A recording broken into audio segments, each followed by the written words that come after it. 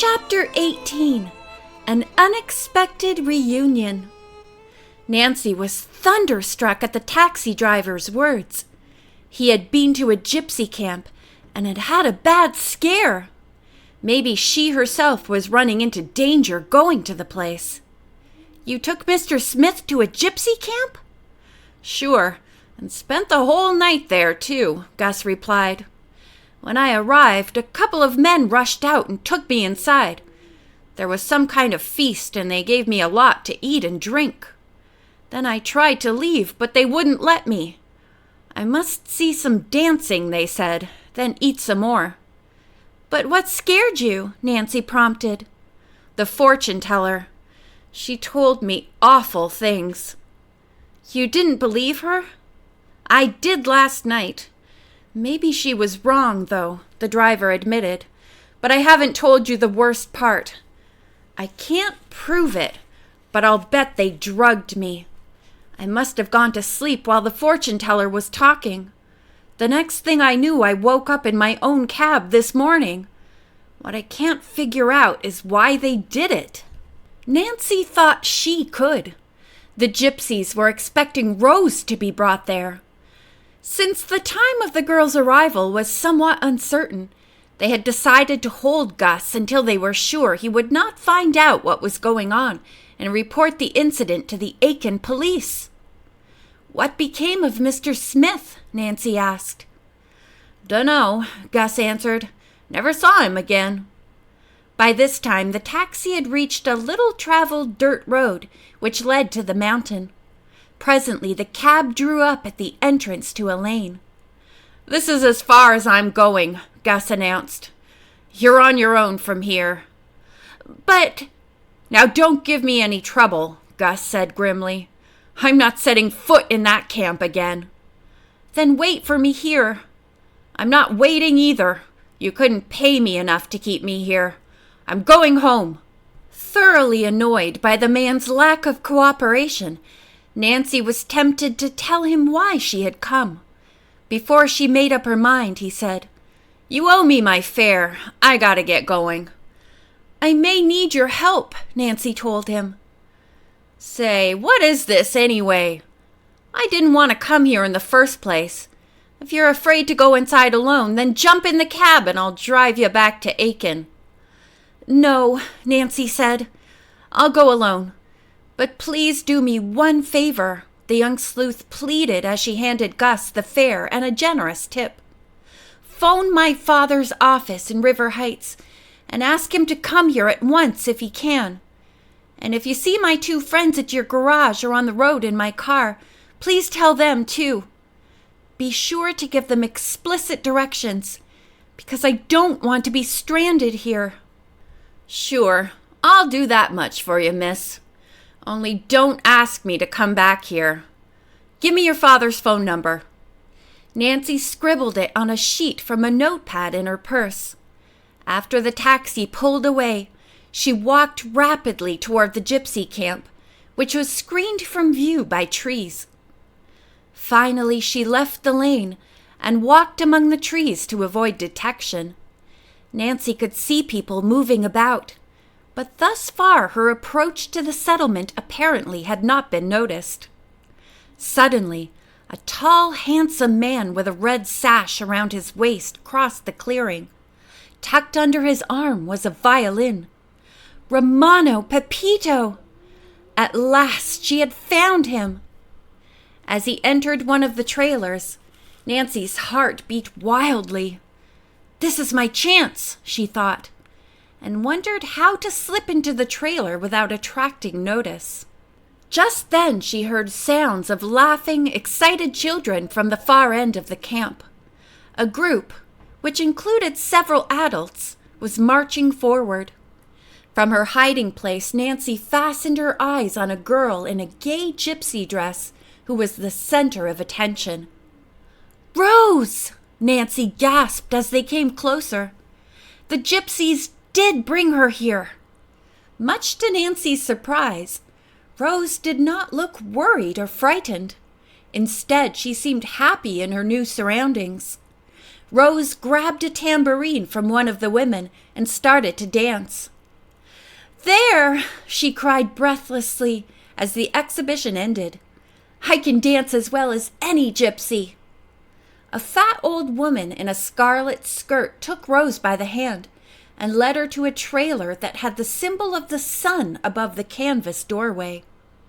"You will stay here until Zoris tells you what to do," she ordered the girl. In her fear of what might happen to Rose, Nancy forgot her desire to talk to Romano.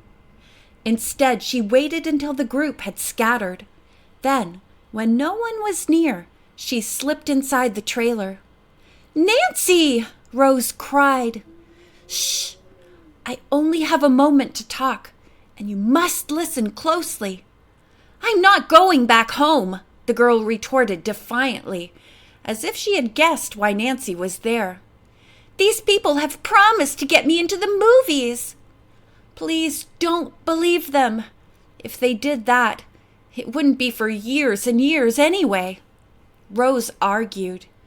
Nancy knew precious time was being lost.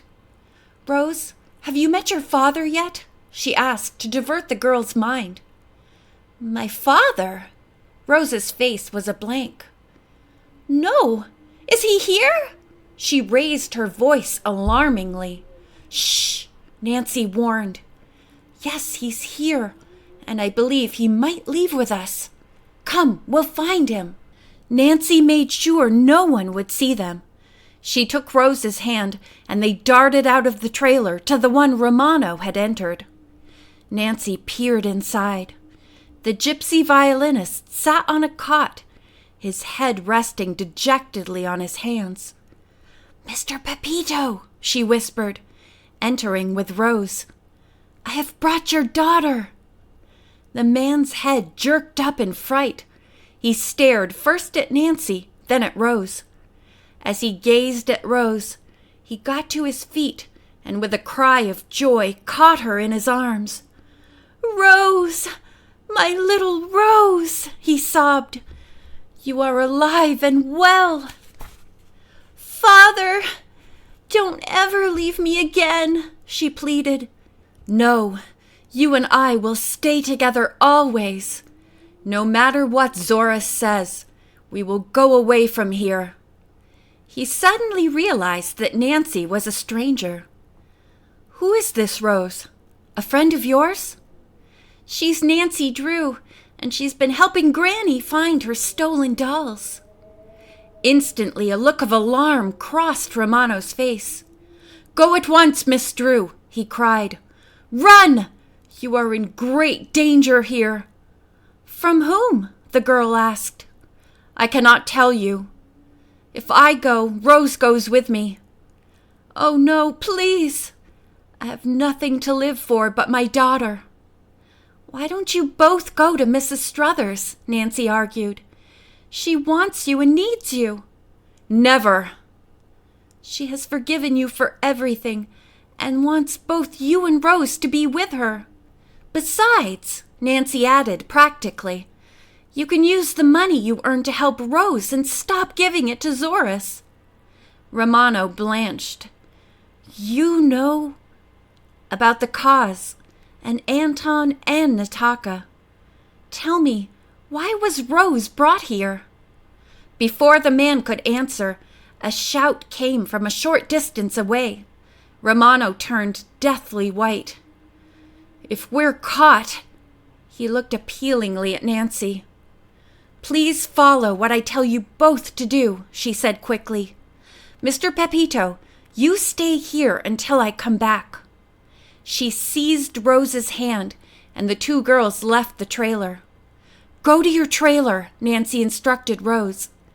"Act as if nothing had happened." "Where are you going, Nancy?" she cried in fright. "To hide until I can make some plans." Nancy dodged along the rear of the trailers until she came to one from which she could hear no voices. She took a chance that it was vacant and stepped inside. No one was there. The trailer was attractively furnished with handmade rugs and silk hangings.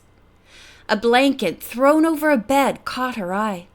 It was a duplicate of the one that had been sent to her, but the warning and the name H. Bostwick were missing.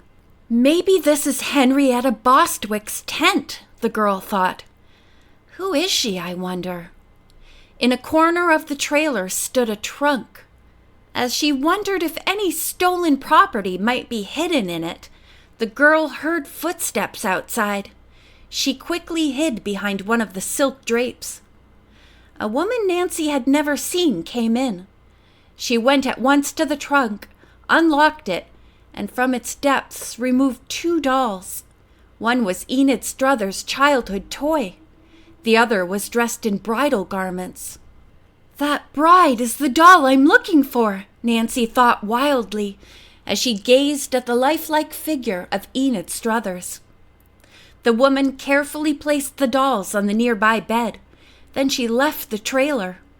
Quick as a flash, Nancy came out of hiding. She snatched up the bridal doll, and then in shocked surprise, almost let it fall from her hand. The figure was as warm as a human being. End of chapter 18.